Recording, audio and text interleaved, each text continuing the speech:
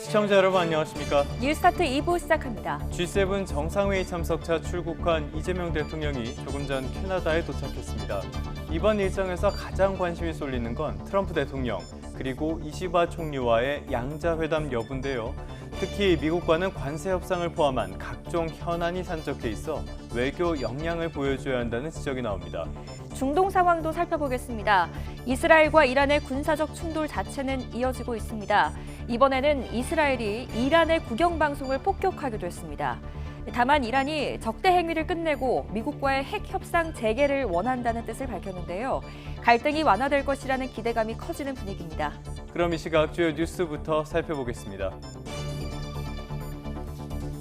G7 정상회의 참석차 출국한 이재명 대통령이 캐나다에 도착했습니다. 곧바로 첫날 일정에 돌입한 이 대통령은 다른 초청국 정상들과 양자회담을 이어갈 전망입니다. 국민의힘 원내대표로 3선의 송원석 의원이 선출되면서 대선 이후 여야가 새 진영을 갖추게 됐습니다. 여야 신임 원내사령탑은 오늘 처음으로 마주 앉아 주요 쟁점 현안을 논의할 것으로 보입니다. 윤석열 전 대통령의 부인인 김건희 여사가 건강 문제로 병원에 입원했습니다. 여러 의혹으로 특검 수사를 앞두고 있던 상황이라 향후 수사에도 영향이 불가피할 것이라는 전망이 나옵니다. 이스라엘과 이란이 나흘째 공습을 주고받고 있는 가운데 이란이 휴전과 핵 협상 재개를 원한다는 보도가 나오면서 금융시장이 안정세를 되찾고 있습니다. 뉴욕 증시는 상승 마감했고 유가도 고공행진을 멈췄습니다.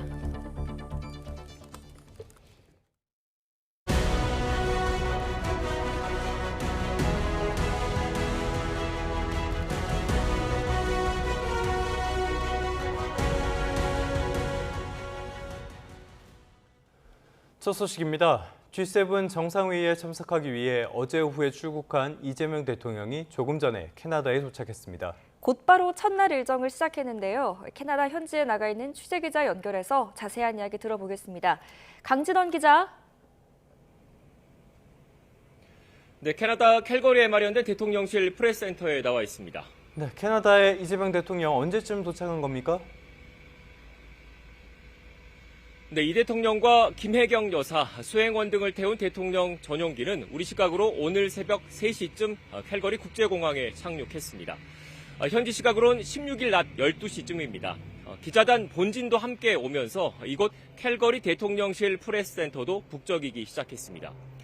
이 대통령은 캐나다 측이 마련한 공항 도착 행사에 이어 곧바로 G7 회의 첫날 일정에 들어갔습니다. 현지 시각으로 16일 오후에는 우리나라와 함께 초대된 다른 국가 정상들과 양자회담이 잇따라 열립니다. 이번 G7 정상회의엔 한국을 포함해서 호주와 남아프리카 공화국, 우크라이나 등 7개 나라가 초청받았는데요. 주요 7개국이죠. G7 회원국에 앞서서 이들 나라 정상 가운데 일부와 양국 간 현안 등을 논의할 것으로 전망됩니다. 이 대통령의 이번 해외 방문에는 김혜경 여사도 동행했습니다. 캐나다 측이 주재하는 공식 일정에 참가합니다. 네, 이른바 빅데이는 이 대통령의 캐나다 방문 이틀째 날인 거죠?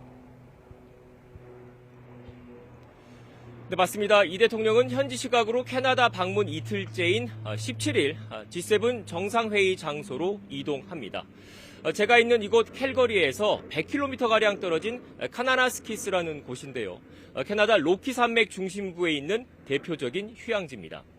이 대통령은 초청국 공식 환영식에 이어서 업무 오찬을 겸한 확대 세션에 참석합니다. 에너지 안보를 주제로 열리는 이날 회의에서 이 대통령은 에너지 공급망 다변화와 AI, 에너지 연계 등에 대해서 발언할 예정입니다. 더 큰 관심은 확대 세션 전후로 예상되는 주요국 정상들과의 양자회담에 쏠려 있습니다. 만남의 형식과 시간 등은 아직 유동적이지만 이 대통령이 트럼프 미국 대통령과 이시바 일본 총리를 처음으로 대면할 가능성이 큽니다. 미국과는 관세 협상과 방위비 분담금, 그리고 북핵 문제 등 여러 현안이 산적해 있고요. 올해 한일 수교 60주년을 맞은 일본과는 과거사 문제 해결과 미래지향적 한일 관계 정립 등이 숙제로 남아있는 상태입니다. 대통령실은 이번 G7 정상회의가 비상겸 사태 이후 6개월여간 멈춰있던 정상외교의 복원을 의미한다고 평가했습니다. 또 국익 중심의 실용 외교를 적극적으로 추구하는 계기가 될 것으로 기대했는데요. 역대 대통령 가운데 가장 빨리 다자정상 외교 무대에 오른 이 대통령이 어떤 성과를 거둘지 주목됩니다. 지금까지 캐나다 캘거리에 마련된 대통령실 프레스센터에서 YTN 강준원입니다. 이재명 대통령은 미국과의 관세 협상에서 중요한 것은 최소한 다른 국가에 비해 더 불리한 상황에 처하지 않게 하는 것이라고 말했습니다. 이 대통령은 G7 정상회의 참석차 캐나다로 가는 대통령 전용기 안에서 기자들과 만나 미국 트럼프 대통령과 협상한다면 무엇을 관철하고 싶은지 묻는 말에 이같이 답했습니다. 이어서 협상이란 건 워낙 변수가 많아 단정하긴 어렵다면서도 우리 기업인들 역시 다른 나라들과 같은 조건이라면 경쟁해볼 만하지 않겠느냐고 말했다고 설명했습니다. G7 정상회의 소식 조금 더 살펴보겠습니다. 트럼프 대통령은 G7에 중국이 참여하는 것을 반대하지 않는다고 말했습니다. 이스라엘과 이란 간의 무력 공방과 관련해서는 이란이 협상 테이블에 나와야 한다고 압박했습니다. 워싱턴 연결해 봅니다. 권준기 특파원, 트럼프 대통령이 중국이 G7의 참여를 반대하지 않는다고 말했다고요? 그렇습니다. G7 회의장에 도착한 트럼프 대통령은 가장 먼저 마크 카니 캐나다 총리와 양자 회담을 가졌습니다. 이 자리에서 중국의 G7 참여에 대해 기자가 묻자 나쁜 아이디어는 아니라며 중국의 참여를 개의치 않을 거라고 답했습니다. 다만 중국의 G7 참여가 정식 회원국으로 들어온다는 뜻인지 옵서버로 초청한다는 의미인지는 명확히 설명하지 않았습니다. 트럼프 대통령은 또 원래 러시아를 포함해 G8이었던 회의체에서 러시아를 쫓아낸 건 큰 실수였다고 말했습니다. 만약 러시아가 G8 회원국이었다면 이 전쟁은 일어나지 않았을 거라고 주장한 겁니다. 직접 들어보시죠. This was a big mistake. You wouldn't have that war. You know, you have your enemy at the table. Even I don't even consider him. He wasn't really an enemy at that time. There was no concept. If I were president, this war would have never happened. But likewise, if he were a member of what was called the G8 at that time, it was always the G8. You wouldn't have a war right now. 네, 이스라엘과 이란 간의 무력 계속 공방이 벌어지고 있는데 여기에 대해서도 언급을 했습니까? 그렇습니다. 트럼프 대통령은 이란이 미국과의 핵 협상을 너무 오래 끌었다며 진작 기회를 잡았어야 했다고 지적했습니다. 60일간의 협상에도 결론이 나지 않자 61일째 자신이 협상 종료를 선언했다는 겁니다. 그러면서 이스라엘과 이란 양측 모두 고통스럽겠지만 특히 이란이 전쟁에서 밀리고 있다며 협상에 나설 것을 촉구했습니다. 들어보시죠. They have to make a deal, and it's painful for both parties. But I'd say Iran is not winning this war, and they should talk, and they should talk immediately before it's too late. 이 자리에서 트럼프 대통령은 LA와 시카고, 뉴욕의 불법 이민자 문제를 거론하며 민주당 지자체장에 대한 비판을 이어갔습니다. 트럼프 대통령이 미국 국내 정치 문제로 언급을 이어가자 카니 캐나다 총리는 더 이상 질문을 받지 않겠다며 질의응답을 끝냈고 트럼프 대통령은 언짢은 표정이었다고 미국 언론들은 전했습니다. 지금까지 워싱턴에서 전해드렸습니다. 새 정부의 국정과제 로드맵을 마련할 국정기획위원회가 본격 출범했습니다. 이한주 국정기획위원장과 김용범 대통령실 정책실장 등은 어제 오전 정부 서울청사 창성동 별관에서 현판 제막식과 임명장 수여식을 열었습니다. 국정기획위는 이재명 대통령의 국정 철학을 반영해 국가 운영 방향을 제시하고 국정과제 추진 계획을 마련하는 업무에 돌입하게 됩니다. 이번엔 국회로 가보겠습니다. 더불어민주당 김병기 신임 원내대표가 처음으로 주재한 최고위원회의에서 민생경제 회복을 거듭 강조했습니다. 정부가 추경을 통한 민생회복 지원금을 차등 선별 지급하는 방안도 검토하고 있는데요. 민주당은 일단 보편적 지원이 당의 입장이라고 밝혔습니다. 김다현 기자입니다. 민주당 김병기 신임 원내대표가 당대표 직무대행으로서 처음 주재한 최고위원회의 중요 키워드는 민생이었습니다. 김 원내대표는 내란 종식과 민생경제 회복, 국민 통합을 위해 거침없이 전진하겠다고 강조했습니다. 우리 민주당은 이재명 정부를 강력하게 뒷받침하는 불침해 항공모함이 되겠습니다. 또 추가 경정 예산 처리의 시급성을 강조했고 민생, 개혁 법안들은 신속하고 정확하게 처리하겠다고도 약속했습니다.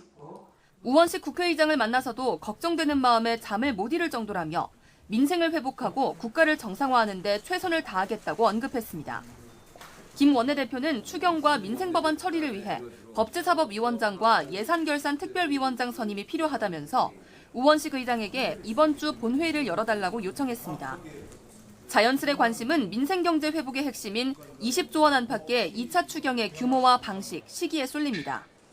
정부는 추경을 통해 편성하는 민생회복지원금을 차등, 선별 지급하는 방안도 검토하는 것으로 전해졌는데 민주당은 보편 지원이 당의 기본 입장이라는 점을 거듭 밝혔습니다. 정부는 여러 가지 경제적 상황, 재정 여건들을 보고 지금 검토를 하고 있는 것 같습니다.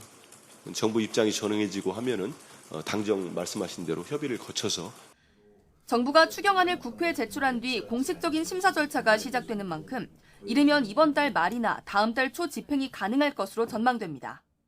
민주당은 이번 주 안에 예결위 구성을 마친다는 계획인데 당정 협의 과정에서 추경의 구체적인 내용과 방식이 수정될 가능성도 남아 있습니다. YTN 김다현입니다. 국민의힘 새 원내대표에 경북 김천을이 지역구인 삼선 송원석 의원이 선출됐습니다. 이 송원석 신임 원내대표에게는 당내 혼란을 수습하고 쇄신, 또 대여 전략 수립까지 정말 다양한 과제들이 놓여 있습니다. 표면 위로 드러난 계파 갈등 봉합과 당내 리더십 구축 등이 첫 번째 과제로 지목됩니다. 김다연 기자입니다. 이재명 정부 임기 초반 신임 제1야당 원내사령탑의 주요 과제로는 당 개혁과 통합, 거대 여당인 민주당에 맞설 전략 정비 등이 거론됩니다. 당분간 투톱 체제를 형성할 김용태 비대위원장과의 호흡이 첫 시험대란 분석도 나옵니다. 5대 개혁안 수용 여부와 관련해 송원석 원내대표는 취지엔 공감한다면서도 구체적 쇄신책은 혁신위를 통해 결정될 일이라고 말을 아꼈고 쇄신의 구체적인 절차와 방향을 마련하기 위하여 모두의 총의를 모아 혁신위원회를 구성할 것을 제안합니다. 김 위원장은 개혁안에 대한 당원 여론조사만 해준다면 결과와 관계없이 떠나겠다며 개혁 의지를 굽히지 않고 있습니다. 개혁을 중단 없이 이어갈 의지를 보여주신다면 결과와 관계없이 사퇴하겠다는 말씀을 드리겠습니다. 두 번째 과제는 총선 참패 이후 조기 대선에 이르기까지 친윤석열계와 친한동훈계, 탄핵 찬성파와 반대파, 영남과 수도권 등으로 나뉜 당의 통합 문제입니다. TK를 지역구로 범주류의 지지를 받았다고 평가되는 만큼 송 원내대표가 강조하는 쇄신 변화 의지에 물음표를 던지는 의원들에게 얼마나 진정성을 보이느냐가 숙제로 꼽힙니다. 세 번째 숙제는 107명의 소수 야당을 이끌고 쟁점 법안 처리 의지를 꺾지 않는 거대 여당을 상대할 전략을 세우는 일입니다.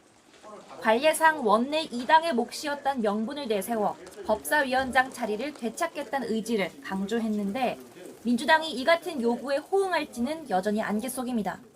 원내 2당이 법사위원장을 맡는 것이 오랫동안 지켜온 관행이었습니다. 집권 여당이 양보를 해야 되는 것이 순서가 아닐까 이렇게 생각을 합니다. 당이 쇄신을 통해 하나가 돼야 대여 투쟁도 명분이 생긴다는 지적입니다. 안팎으로 할 일이 많은데 3대 특검의 화살이 어디로 튈지 모르는 위기감 역시 신임 지도부 입장에서 골칫거리로 지목됩니다. YTN 김다연입니다. 대선 이후에 새 진용을 갖춘 여야 신임 원내사령탑이 오늘 처음으로 마주해 앞으로의 전국 상황을 논의할 예정입니다. 김병기 더불어민주당 대표 직무대행 겸 원내대표는 오늘 오후 국회에서 송원석 국민의힘 신임 원내대표를 예방합니다. 이 자리에서는 2차 추가 경정 예산 편성을 비롯해 국회 법제사법위원장과 예산결산특별위원장 선임 같은 당내의 사안들이 주로 논의될 것으로 보입니다. 각종 의혹으로 특별검사의 수사를 받게 된 김건희 여사가 지병 악화로 입원 치료를 받고 있는 것으로 파악됐습니다. 특검팀 구성이 속도를 내던 중에 변수가 생긴 건데요. 이 향후 수사에도 영향이 불가피할 것으로 보입니다. 김철희 기자가 취재했습니다. 윤석열 전 대통령의 배우자 김건희 여사가 서울 아산병원에 입원한 거로 확인됐습니다. 평소 앓던 지병으로 외래 진료를 받기도 했던 김 여사는 상태가 악화하자 입원을 선택했는데 위독한 상태는 아닌 거로 전해집니다. 김 여사 측 관계자는 YTN과의 통화에서 김 여사가 입원한 것이 맞는다며 지병 탓에 전부터 상태가 좋지 않았고 지금도 호전되지 않았다고 입원 사유를 설명했습니다. 김 여사는 윤 전 대통령 파면으로 관저에서 퇴거한 뒤 자택에서 집거 생활을 이어왔고 지난 3일 대선 투표 당일 공개석상에 유일하게 모습을 드러냈습니다. 문제는 김 여사가 명품 가방 수수와 공천 개입, 양평고속도로 특혜 등 모두 16가지 의혹으로 특검 수사를 앞두고 있다는 점입니다. 민중기 특별검사는 특검보 인선과 사무실 구성 등 준비가 마무리되면 수사에 속도를 낸다는 방침을 세웠는데 사회적으로 논란이 많은 사건인 만큼 객관적 입장을 취해야 되지 않을까 싶습니다. 특검보 후보 8명을 대통령실에 추천한 시점에 김 여사가 예상치 못한 입원을 선택하면서 영향이 불가피해졌다는 분석도 제기됩니다.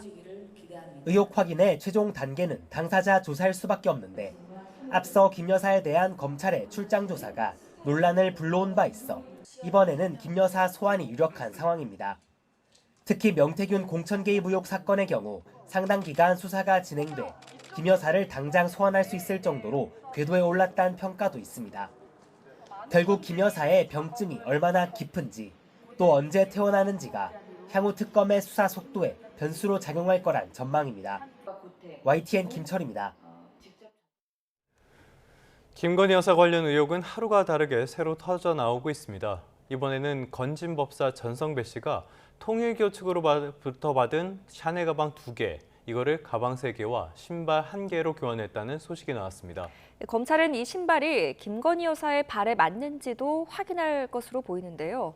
법조계에서는 이른바 신데렐라 수사라는 말도 나오고 있습니다. 양동훈 기자입니다. 검찰은 건진법사 전성배 씨가 통일교 전 고위 간부 윤모 씨로부터 전달받은 김 여사 선물의 행방을 파악하는 데 수사력을 모으고 있습니다. 검찰은 이 가운데 샤넬 가방 2개를 김건희 여사의 최측근 비서 유경옥 전 대통령실 행정관이 가방 3개와 신발 1개로 교환한 정황을 확인한 것으로 전해졌습니다. 앞서 유 씨가 전 씨에게 받은 가방을 추가 비용을 주고 다른 가방으로 교환한 사실은 알려졌지만 신발이 등장한 건 처음입니다.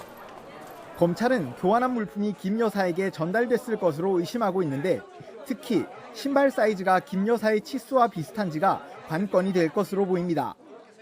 이를 두고 법조계에서는 신데렐라 수사라는 말도 나옵니다. 차장검사 출신 변호사는 YTN과의 통화에서 교환한 신발과 김 여사의 발 크기가 같다면 김 여사가 선물의 존재를 알고 교환을 지시한 정황 증거가 될 수 있다고 설명했습니다. 하지만 그렇더라도 신발 실물을 확보하지 못한다면 중요한 증거가 되기는 어렵다고 지적했습니다. 그런 만큼 검찰은 최근 다시 소환한 전 씨에게 신발의 행방을 캐물었지만 전 씨는 물건을 모두 잃어버렸다는 입장을 유지한 것으로 확인됐습니다. 검찰은 전 씨가 윤핵관 측에서 제 사람들을 쓰지 말라고 했다는 등 인사청탁으로 보이는 문자를 김 여사 측에 보낸 정황도 포착해 수사하고 있는데 당시 문자를 받은 사람을 김 여사의 최측근 비서인 정모 전 대통령실 행정관으로 특정한 것으로 전해졌습니다. 곧 연락드리겠습니다라는 답장은 자동응답 메시지로 온 것이었고 이 같은 반응에 화가 난 전 씨가 윤 전 대통령 부부와 관련된 모든 번호를 차단하기도 했던 것으로 알려졌습니다. 전 씨는 검찰 조사에서 당시 문자는 인사청탁이 아니라 단순히 서운함을 토로한 것일 뿐이라고 진술한 것으로 파악됐습니다. 지금까지 수사에서 김 여사 측근들과 관련된 정황을 다수 확보한 검찰은 선물이나 청탁이 김 여사에게 전달됐는지 확인하기 위해 특검 출범 전 막바지 수사에 속도를 낼 것으로 보입니다. YTN 양동훈입니다. 최상병 순직 사건 수사를 맡은 이명헌 특검이 박정훈 대령 사건에 대해서 억울한 기소라고 말했습니다. 이른바 VIP 경로서를 정조준한 것으로 해석됩니다. 김영수 기자가 취재했습니다.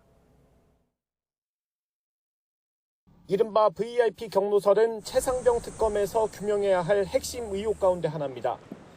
최상병 순직 사건에 대한 해병대 수사단의 조사 결과가 윤석열 전 대통령의 경로로 뒤집혔다는 게 골자입니다. 이 과정에서 수사단장을 맡았던 박정훈 대령은 항명 혐의로 기소됐는데 1심에서 무죄가 선고됐습니다. 이후 군검찰이 항소해 2심이 진행 중인 상황입니다. 최상병 순직부터 이후 수사 외압까지 들여다보게 될 이명현 특검은 박 대령 사건을 억울한 기소라고 규정했습니다. 박정훈 대령 사건 자체가 경로설에 의해서 억울하게 실체가 진실이 바뀌어서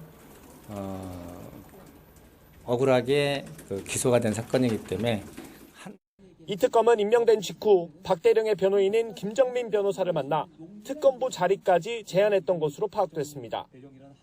윤 전 대통령을 중심으로 한 대통령실 외압설이 실체가 있다는 쪽에 무게를 두는 걸로 보이는데 그만큼 수사 방향도 VIP 경로설의 실체를 규명하는 데 초점이 맞춰질 전망입니다.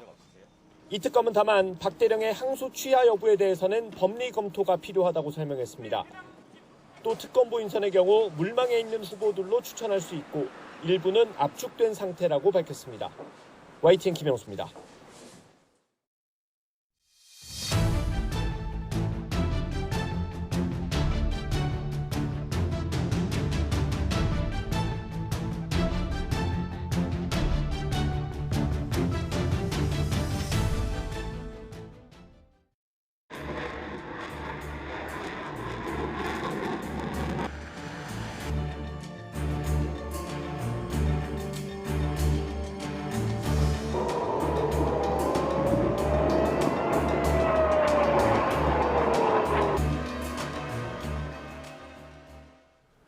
이번엔 중동으로 가보겠습니다. 이란과 이스라엘의 군사적인 마찰이 이어지고 있는데요. 간밤엔 이스라엘이 이란의 수도인 테헤란의 국영 방송사 건물을 폭격했습니다. 폭탄에 맞아서 스튜디오가 무너지는 순간까지 생방송을 진행하던 앵커의 모습까지 공개됐습니다. 신웅진 기자입니다.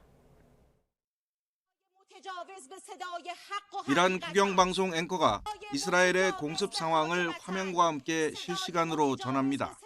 حق و حقیقت است. آنچه که ملاحظه کردید، صدایی که شنیدید، فضای غبارآلود استادیوم. 진행자는 다급하게 피했고 스튜디오에는 스태프들의 목소리가 울립니다.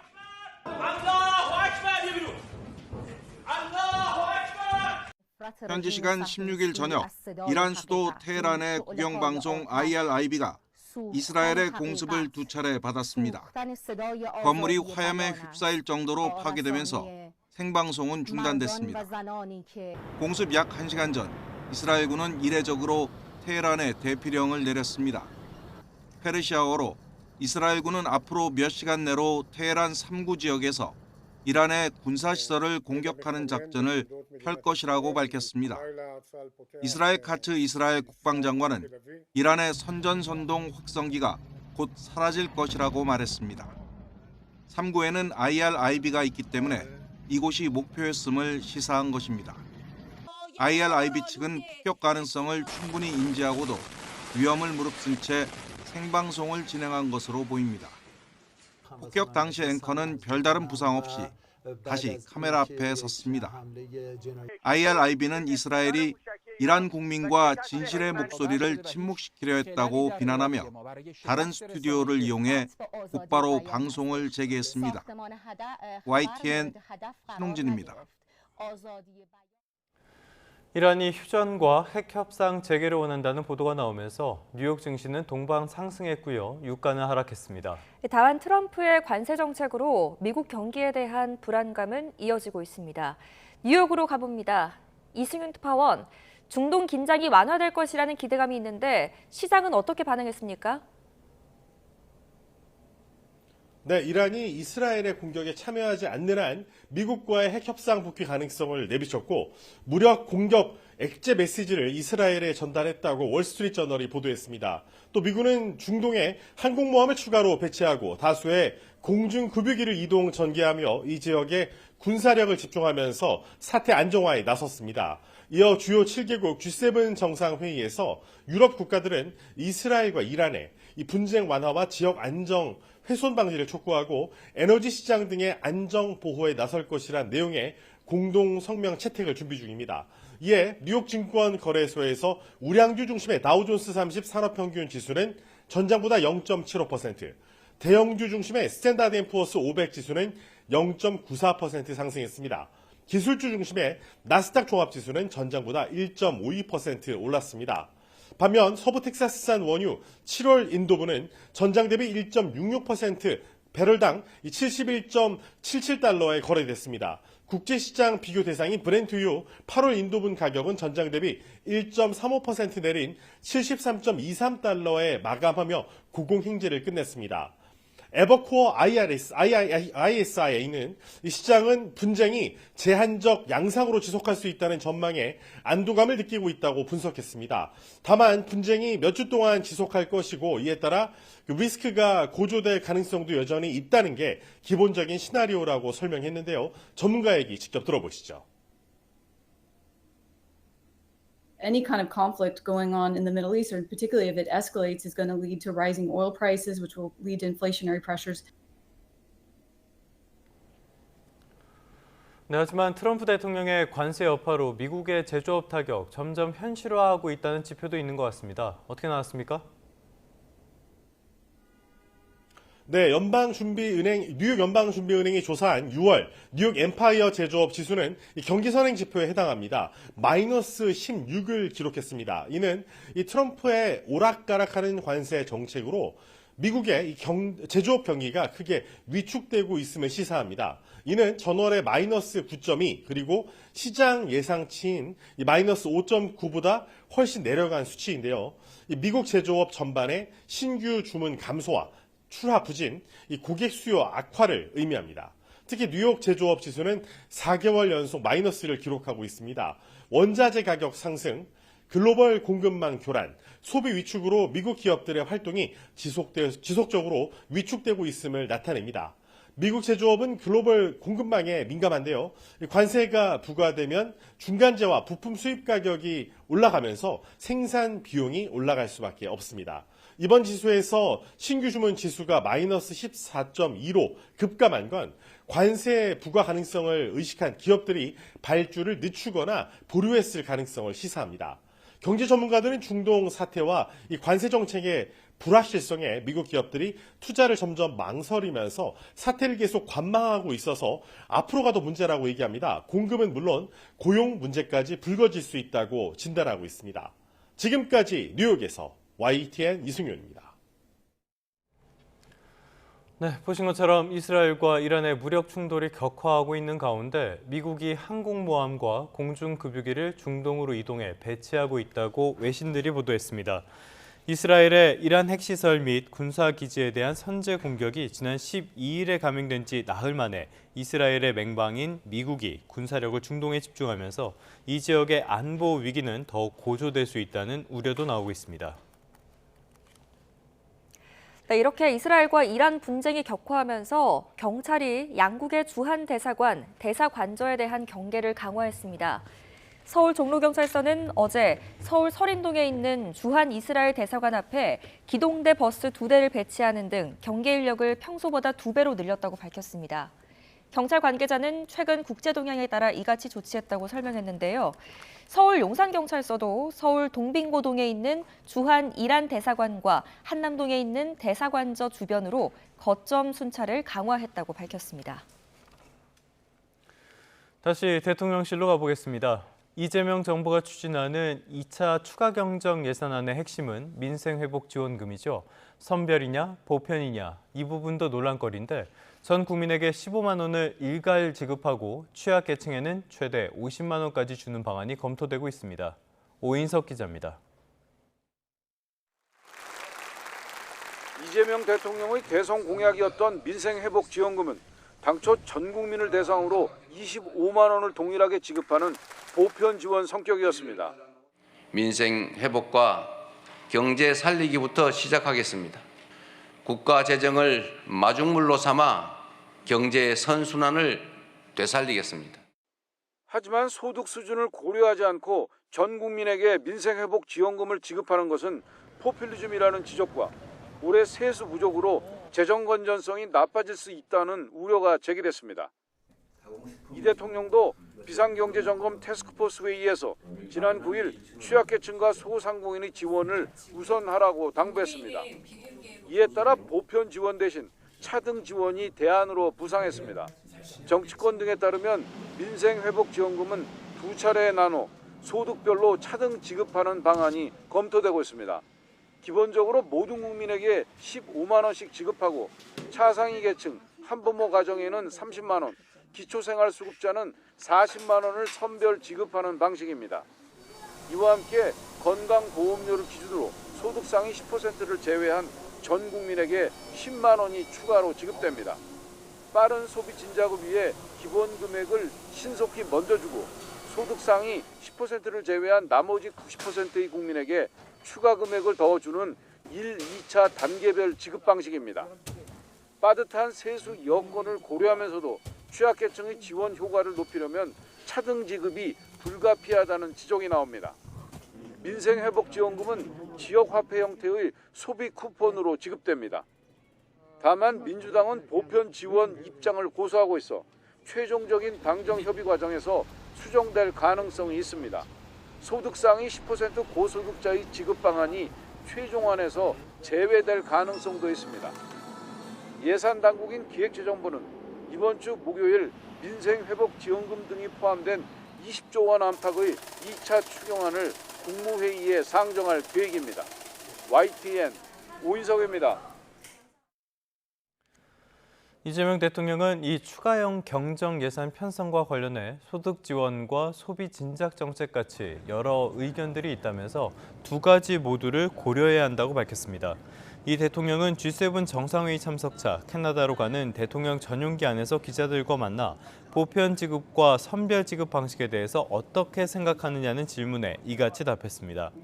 이 대통령은 소비 진작 측면이 추경인 경우 동등하게 지급하는 것이 당연히 맞다고 생각한다면서도 저소득층의 소비를 지원하는 것이 오히려 소비 진작에 더 도움이 되는 측면이 있다고 설명했습니다.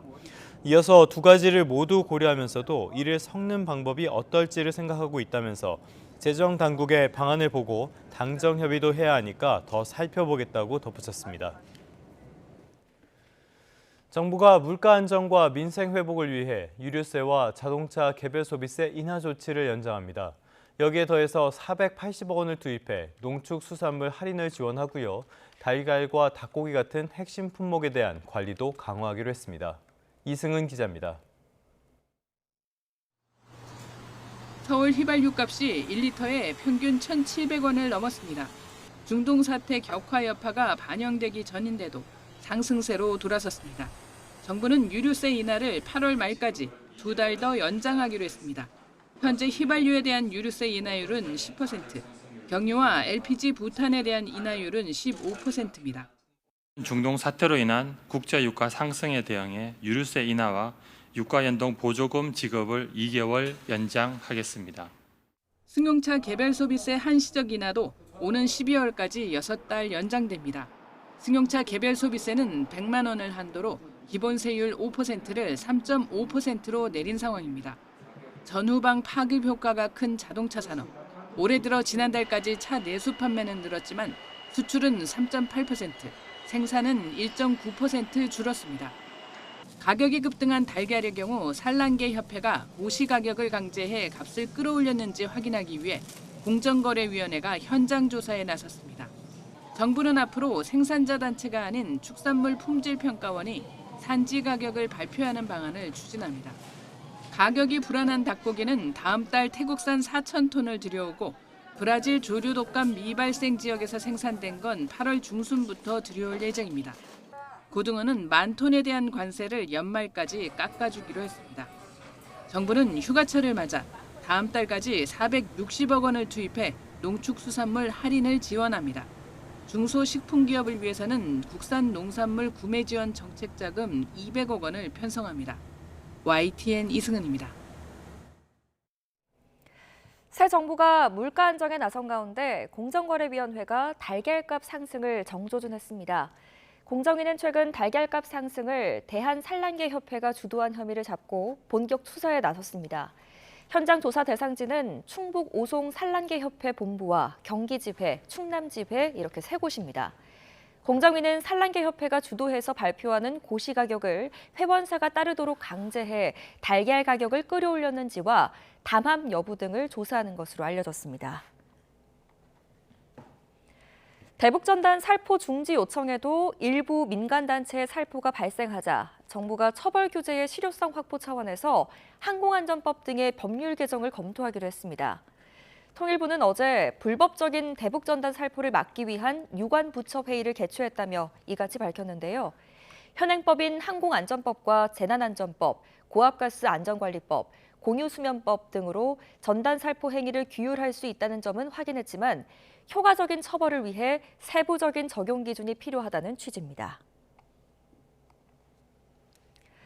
여야가 인사청문회를 앞두고 김민석 총리 후보자를 둘러싼 의혹과 관련해 치열한 신경전을 벌이고 있습니다. 야당이 금전거래 등 각종 의혹을 앞세워 자진 사퇴를 촉구하자 여당은 명백한 국정 발목 잡기라며 역공에 나섰습니다. 강민경 기자입니다.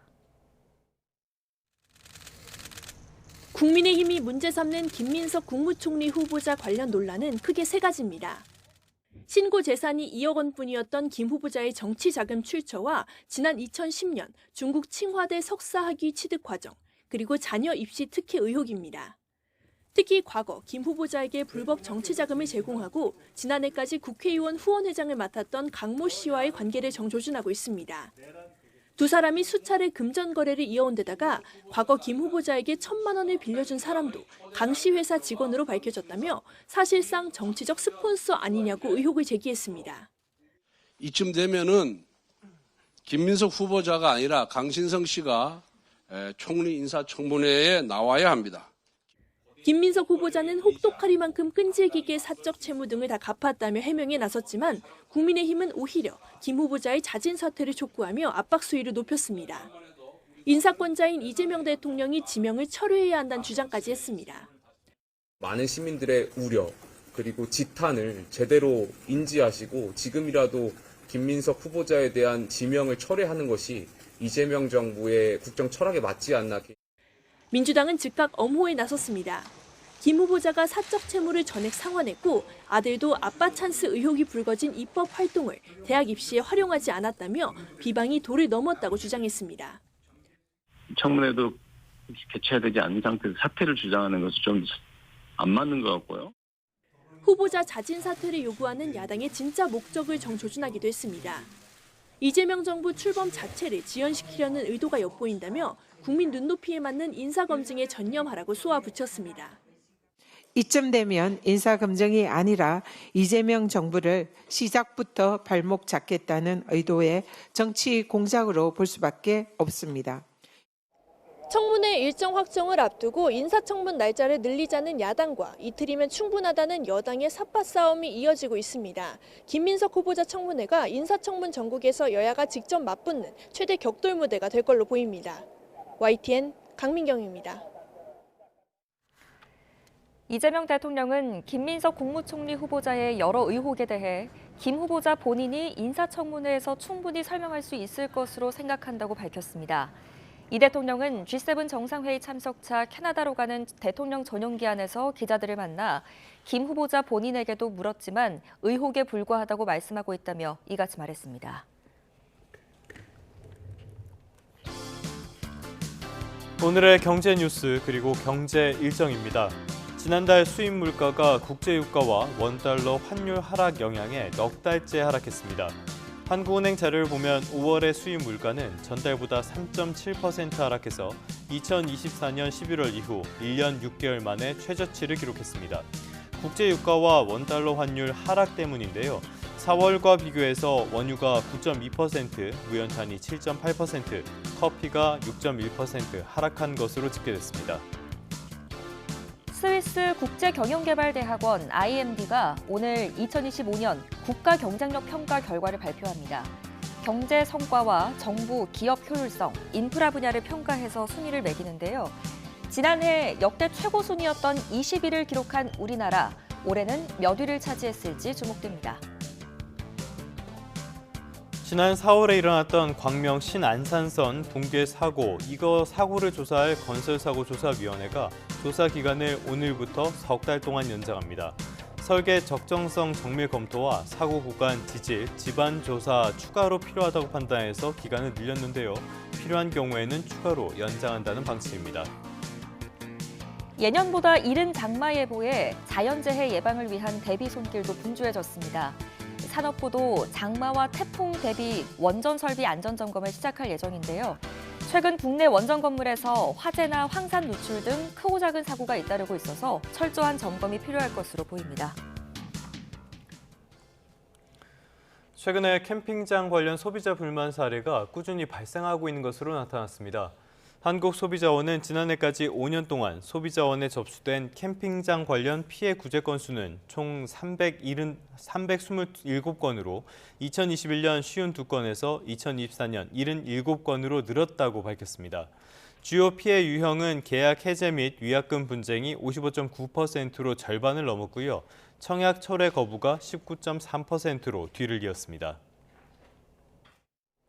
오늘은 대체로 맑고 더운 날씨가 예상됩니다. 현재 서울 기온은 21.4도로 어제 같은 시각보다 조금 낮게 출발하고 있는데요.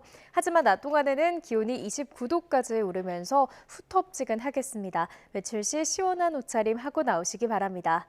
다만 오늘 아침까지 강원 남부와 충청 이남 내륙에는 5mm 미만의 비나 빗방울이 떨어지겠고요.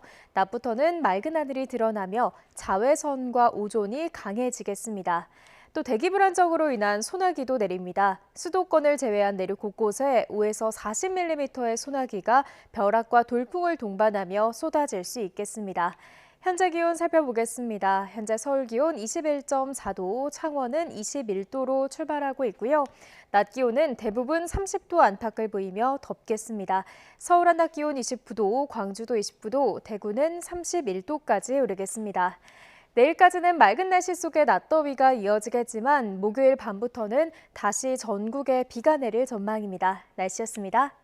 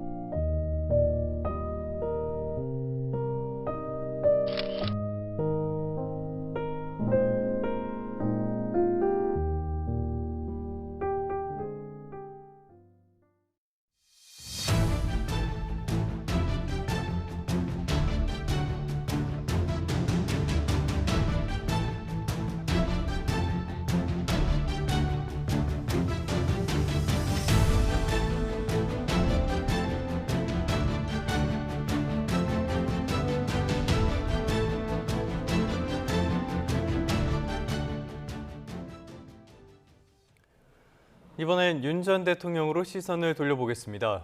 윤 전 대통령이 지난주에 이어 어제 열린 내란 우두머리 혐의 재판에서도 발언 기회를 얻어 비상계엄과 관련한 입장을 밝혔습니다. 윤 전 대통령은 서울중앙지방법원에서 열린 7차 공판에서 지난해 12월 4일 국회에 계엄 해제 의결 뒤 민정수석을 불러 관련 법리 검토를 거쳤었다고 말했습니다.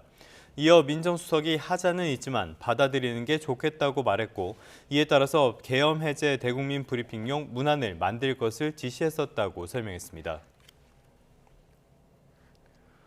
윤 전 대통령 측이 경찰 비상계엄 특별수사단의 3차 소환 통보에도 불응하겠다는 방침을 밝혔습니다. 변호인 의견서와 윤 전 대통령이 직접 쓴 혐의 관련 진술서를 오늘 경찰에 제출할 예정인데요. 결국 조사가 무산되면 경찰은 체포영장 신청을 검토할 것으로 보입니다. 정현우 기자의 보도입니다. 체포영장 집행 방해를 지시한 혐의 등을 받는 윤석열 전 대통령은 경찰의 3차 소환 조사 요구에도 응하지 않기로 했습니다. 변호인단은 경찰 비상계엄 특별수사단에 소환 불응 의견서를 제출할 예정이라고 밝혔습니다.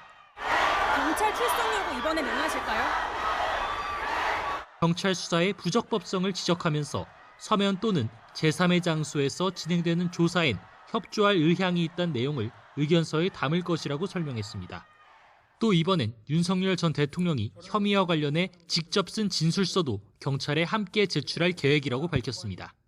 내란 수사권이 없는 공수처의 체포영장 집행 자체가 위법한 만큼 공수처와 경찰의 집행 시도에 대응했더라도 혐의는 인정되지 않는다는 것이 윤 전 대통령 측 기존 주장입니다. 하지만 대면 조사는 불가피하다는 입장인 경찰은 지난 2차례와 같이 소환 통보일 마지막까지 윤 전 대통령을 기다릴 것으로 보입니다.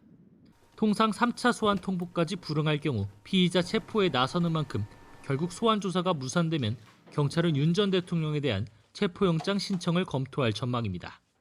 다만 변호인단이 제안한 제3의 장소 조사를 수용할지도 고려할 것으로 보이는데 이 경우 윤 전 대통령에 대한 특혜라는 비판이 일 수도 있을 것으로 예상됩니다. YTN 정윤입니다. 비상계엄 사태를 심리하는 재판부가 오는 26일 구속기한이 끝나는 김용현 전 국방부 장관의 보석을 결정했습니다. 김 전 장관 측은 여러 조건을 단 보석 결정에 반발하며 석방을 거부했습니다. 임혜진 기자입니다. 내란 사건 재판부가 구속기간 만료가 임박한 김용현 전 국방부 장관에 대해 직권 보석 결정을 내렸습니다. 구속기간이 끝나 아무 제한 없이 풀려나기 전 조건을 부과해 보석 결정을 해달라는 검찰 요청을 재판부가 받아들인 겁니다. 재판부는 법원이 정하는 날짜와 장소에 출석하고 증거를 인멸하지 않으며 법원 허가 없이 해외로 출국하지 않는다는 내용의 서약서를 제출해야 한다는 조건을 달았습니다.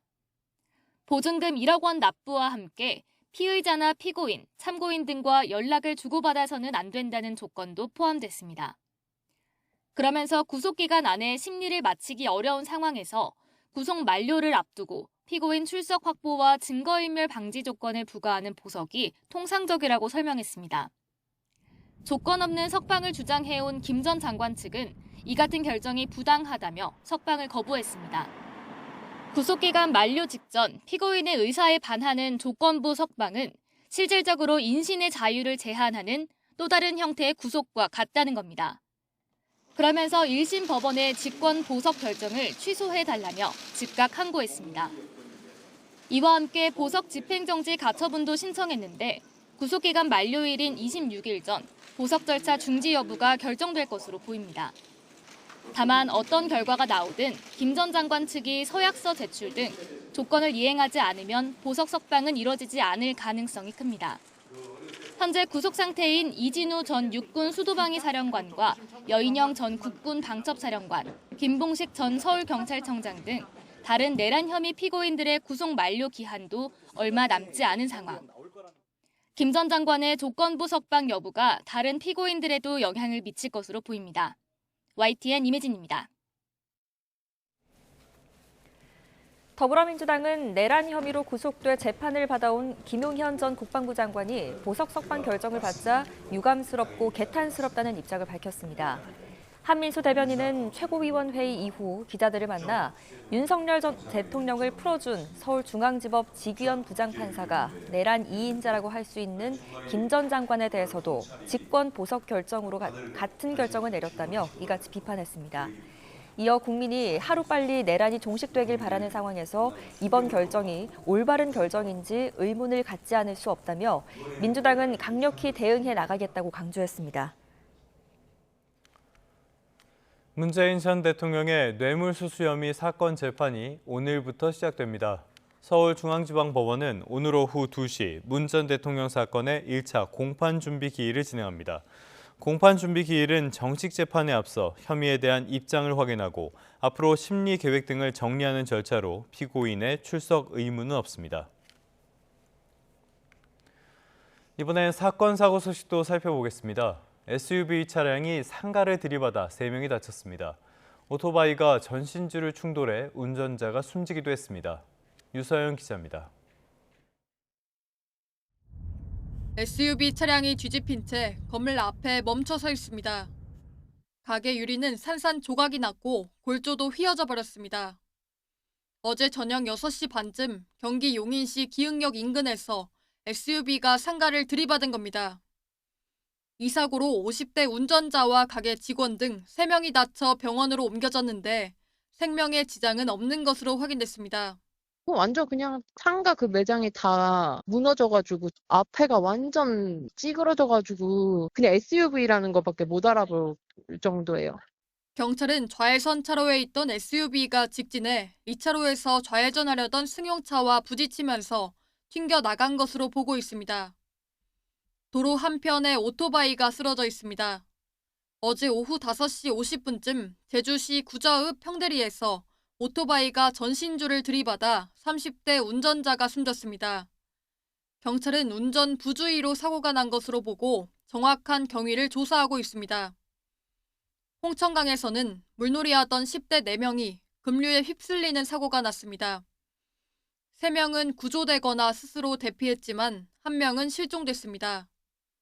경찰과 소방당국은 실종된 남학생을 찾기 위한 수색을 이어갈 방침입니다. YTN 유서연입니다. 네, 방금 속보가 하나 들어왔습니다. 이재명 대통령이 지금 G7 정상회의 참석차 출국을 한 상태이죠. 라마포사 남아공 대통령과 양자회담을 가졌다는 속보가 들어왔습니다. 캐나다 도착 이후의 첫 정상회담인데요. 이 자리에서 양국 우호적인 논의가 이뤄졌다는 속보가 들어왔습니다. 다시 한번 전해드리겠습니다. 이재명 대통령이 캐나다에 도착해서 첫 정상회담을 가졌는데요. 그 대상은 라마포사 남아공 대통령이라는 속보가 들어왔습니다. 자세한 소식은 취재가 더 되는 대로 자세하게 전해드리겠습니다. 사건 사고 한 줄 뉴스입니다. 경기도 화성시 거리에서 아내인 30대 여성을 렌터카에 태우고 흉기를 소지한 채 협박한 혐의를 받는 20대 남성 A씨가 경찰에 붙잡혔습니다. 지난 11일 반려견이 시끄럽다며 70대 여성이 살고 있는 경기도 과천시 문원동 단독주택에 무단 침입해 흉기로 협박한 혐의를 받는 50대 A씨가 구속 송치됐습니다.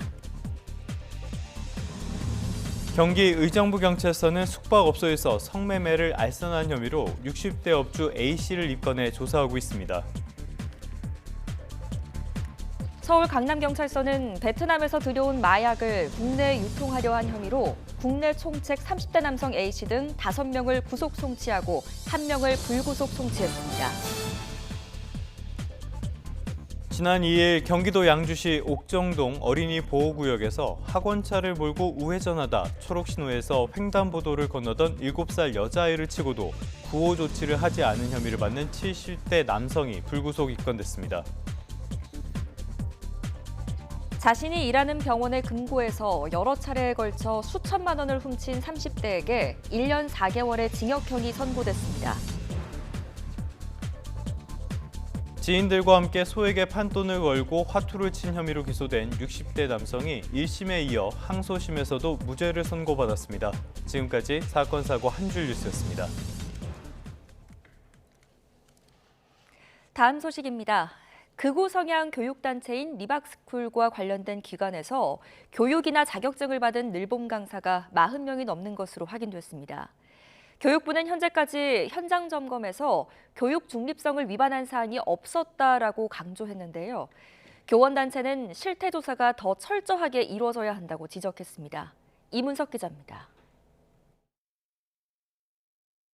리박스쿨과 관련된 늘봄 학교 강사는 전국 57개 학교에 43명으로 조사됐습니다. 교육부는 서울교대 연계 11명을 제외하면 모두 학교가 강사와 개별 계약했고 리박스쿨 관련 기관이 직접 학교랑 계약한 사례는 없다고 설명했습니다. 지금도 수업을 하고 있는 강사는 31명인데 이들은 리박스쿨 관련 기관에서 교육을 이수한 이력이나 거기서 발급한 자격증을 강사 지원 때 활용한 거로 나타났습니다.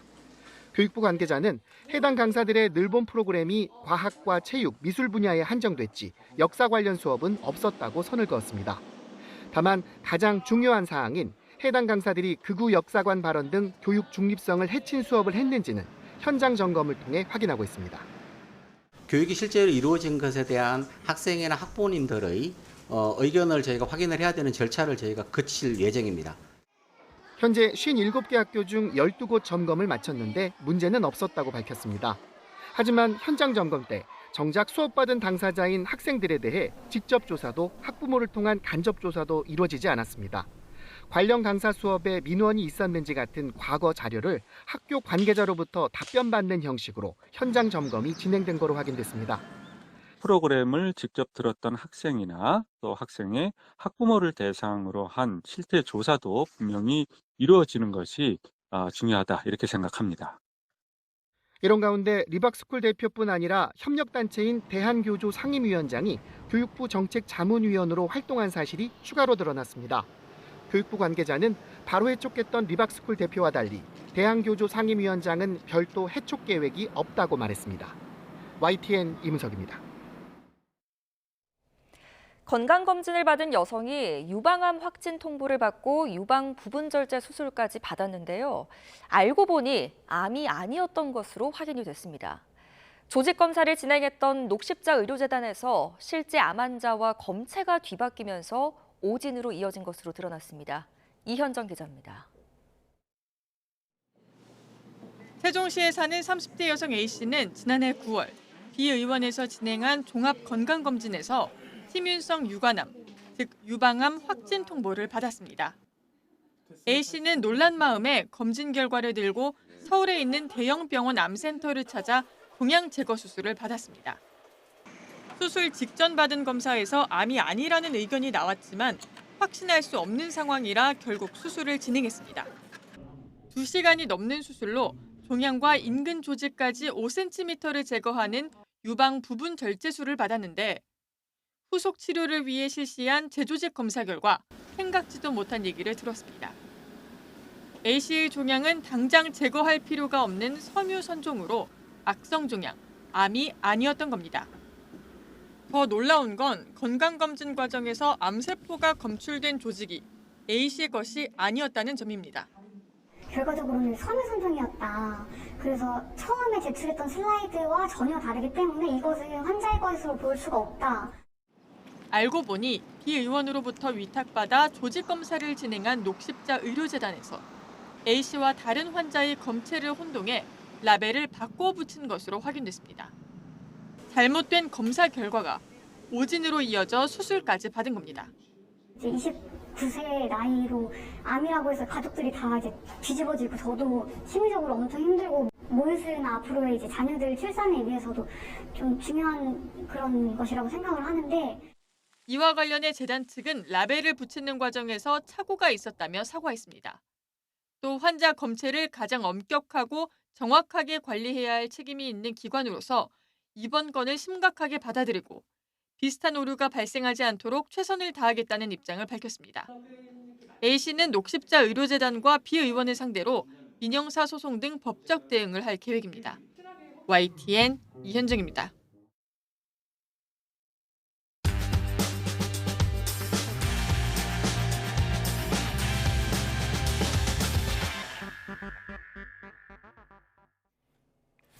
(6월 17일) 화요일 스타트 브리핑 시작합니다. 먼저 동아일보입니다. 의대생들이 학교에 선배들의 재적을 요구한 첫 사례가 나왔습니다. 선배들의 협박에 수업과 시험에 차질이 생긴다는 겁니다. 차 의과대 2학년 학생 14명은 학교가 선배들을 재적하지 않으면 소송까지 불사하겠다는 입장입니다.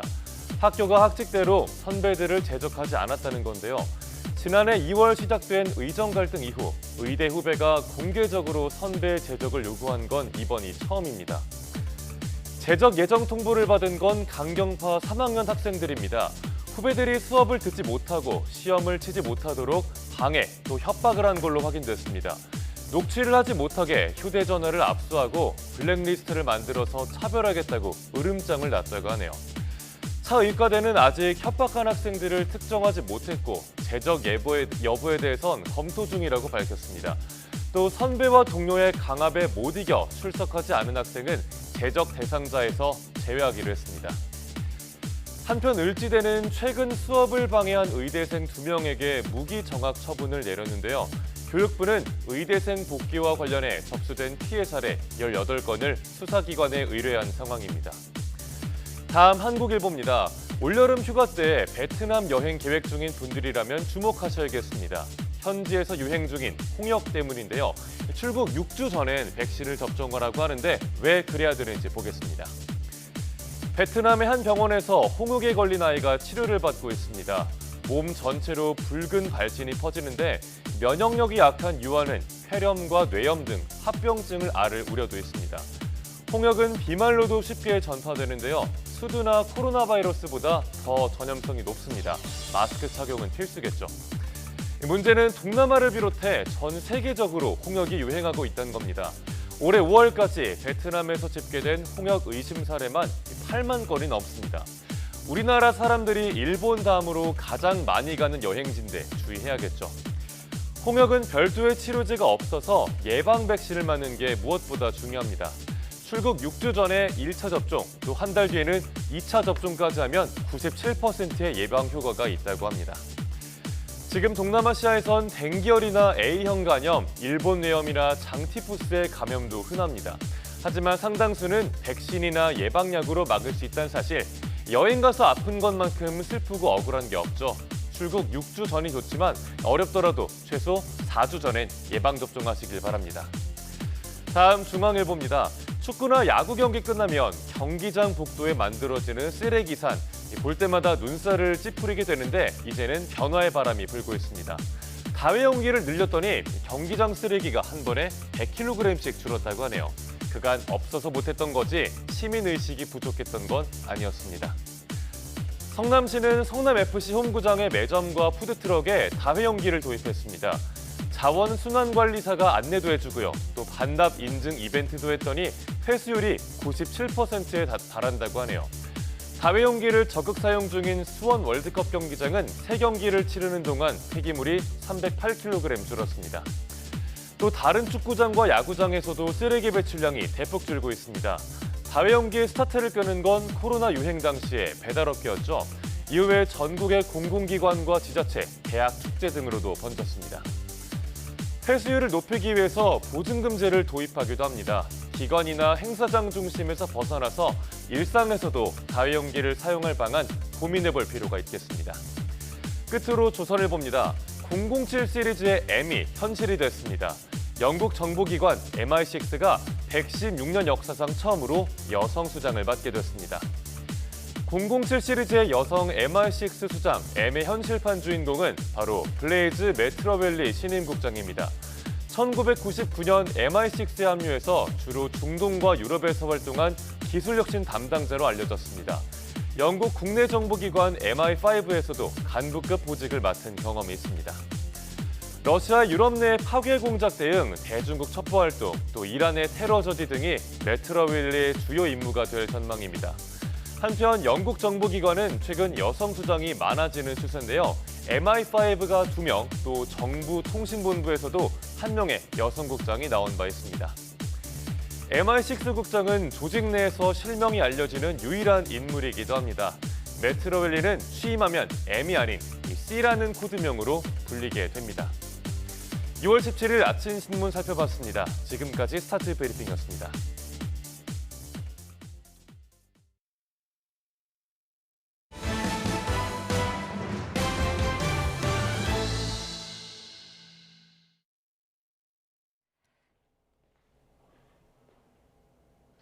네, 다음 소식입니다.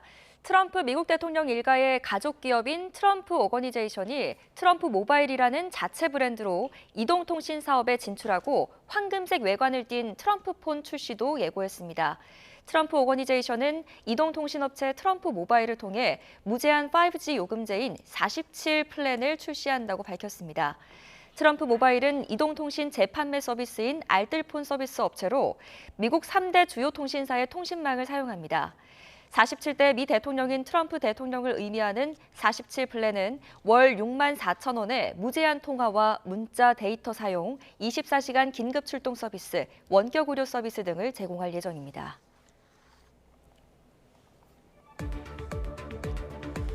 네, 간밤에 뉴욕 증시 살펴보도록 하겠습니다. 지난주 금요일 뉴욕 증시 어려웠는데요. S&P 500이 6,000선 아래로 내려서기도 했었죠. 하지만 하루 만에 낙폭을 대체로 회복했습니다. 간밤에 뉴욕 3대 지수 모두 상승했는데요. 다우는 0.75% 올랐고요. S&P 500과 나스닥도 상승 마감했습니다. 이렇게 증시가 부진했던 것도 반등에 성공한 것도 모두 중동과 직접 연관돼 있습니다. 이스라엘의 공습으로 시작된 이란과 이스라엘의 군사 충돌 계속되고 있죠. 간밤에는 이스라엘이 이란의 국영방송을 공습했다라는 소식이 전해졌는데요. 이 폭격이 고스란히 생방송으로 전해졌습니다. 다만 이런 갈등이 조만간 완화될 것이라는 기대감이 증시를 떠받쳤는데요. 이란이 공격 중단과 미국과의 핵 협상 재개를 원한다는 신호를 이스라엘과 미국에 다급히 보냈다는 소식이 전해진 게 결정적이었습니다. 또 G7 정상회의에 참석한 트럼프는 이란을 향해서 너무 늦기 전에 대화에 나서라고 촉구했고요. 러시아와 중국도 중재를 자처한 상황입니다. 하지만 이란과 이스라엘의 마찰이 곧바로 마무리될지 이 부분은 미지수입니다. 당장 네타냐후 이스라엘 총리는 기자회견을 통해 멈추지 않을 것이라며 하메네이 이란 최고 지도자를 제거하겠다는 뜻을 거듭 나타냈습니다. 경제 지표도 살펴보도록 하겠습니다. 트럼프의 관세 정책이 미치는 영향은 여전히 혼란스러운 상태인데요.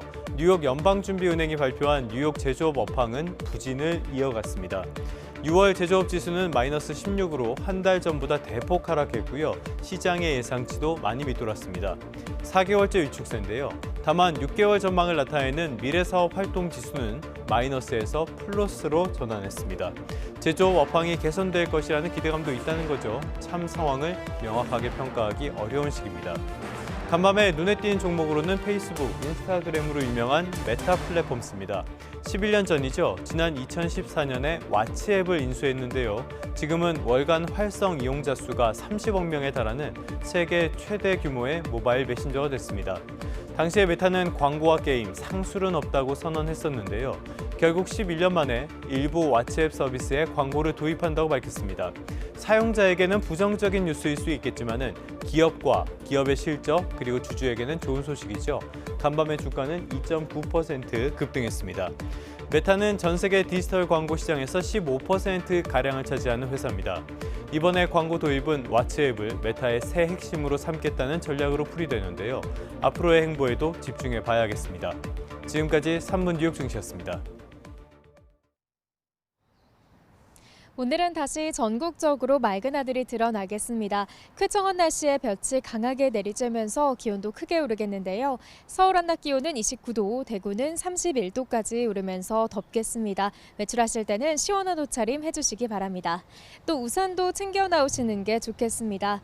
아침까지 강원 남부와 충청 이남 내륙에는 5mm 미만의 비나 약한 빗방울이 떨어지겠고요. 이후에는 수도권을 제외한 내륙 곳곳에 대기 불안정으로 인한 소나기가 지납니다. 비의 양은 5에서 40mm가 되겠고 벼락과 돌풍을 동반하며 쏟아질 수 있겠습니다. 현재 기온 살펴보면 서울 기온 21.4도, 부산은 20도를 보이고 있습니다. 낮 기온은 대부분 30도 안팎까지 오르겠습니다. 서울과 광주의 한낮 기온 29도, 대구는 31도까지 오르겠고 볕이 강하게 내리쬐면서 자외선과 오존도 강하겠습니다. 모레 낮까지는 맑은 날씨 속에 낮더위가 이어지겠지만 목요일 밤부터 다시 전국에 비가 내릴 전망입니다.